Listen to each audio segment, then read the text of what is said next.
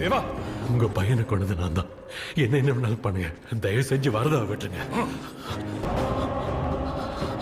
Sir, என்ன அடிங்க கொல்லுங்க, வரதாவை மட்டும் தொடாதீங்க. தேவா, சார், விஷ்ணு இந்த கையால தான் கொன்னேன். என்ன கொல்லுங்க, வரதாவை மட்டும் தொடாதீங்க ப்ளீஸ். அண்ணா, அவன் எதுவும் செய்யல. என்னாலதான் எல்லாம். என்ன கொண்டு